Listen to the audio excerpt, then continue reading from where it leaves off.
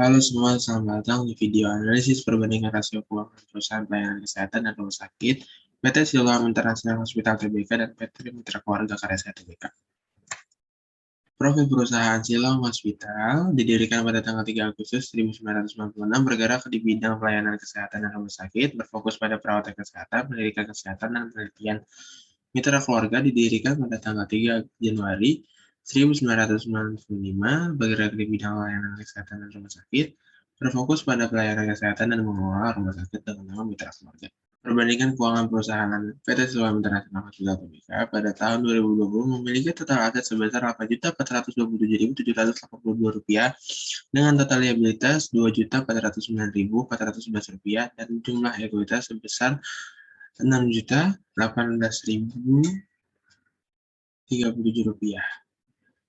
PT Mitra Keluarga Karya Sehat Tbk pada tahun 2020 memiliki total aset sebesar Rp6.860.103.784 dengan total liabilitas sebesar Rp967.169.642 dan jumlah ekuitas sebesar Rp5.894.934.141. Dari sisi laporan keuangannya, perusahaan Mika pada tahun 2020 baik dari segi total aset, total liabilitas, dan jumlah ekuitas jauh lebih besar. Rasio likuiditas kurang rasio lancar. Rasio lancar, Silo dan Mika downtrend. Likuiditas perusahaan meningkat. Rasio Silo di bawah nilai sektornya, maka perusahaan cukup likuid menggunakan aset dalam penjualan. Rasio Mika di atas nilai sektornya, maka perusahaan belum likuid menggunakan aset dalam penjualan. Rasio cepat.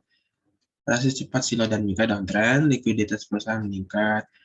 Rasio Silo di bawah nilai sektor, maka likuiditas dan kemampuan perusahaan membayar liabilitas jangka pendek rendah. Rasio K di atas likuiditas dari nilai sektor, maka likuiditas dan kemampuan perusahaan membayar liabilitas jangka pendek tinggi. Rasio leverage. Rasio terhadap ekuitas, rasio debt to equity uptrend.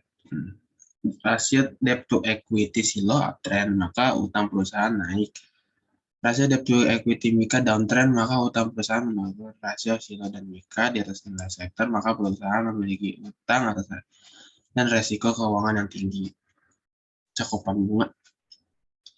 Rasio Silo dan Mika uptrend, maka kemampuan perusahaan untuk membayar bunga meningkat. Rasio Silo di bawah nilai sektor, maka kemampuan perusahaan untuk membayar bunga masih rendah.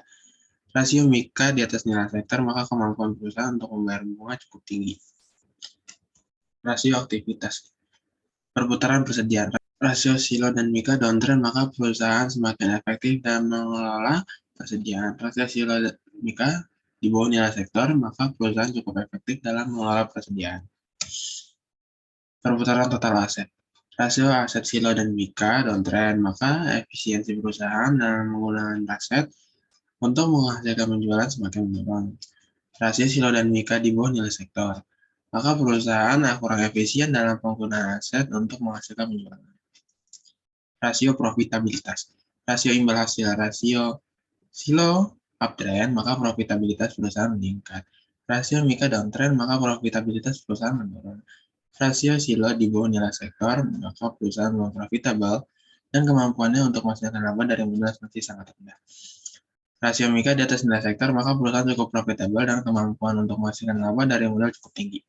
Rasio margin laba neto. Rasio Silo uptrend, maka profitabilitas perusahaan meningkat. Rasio Mika downtrend, maka profitabilitas perusahaan menurun.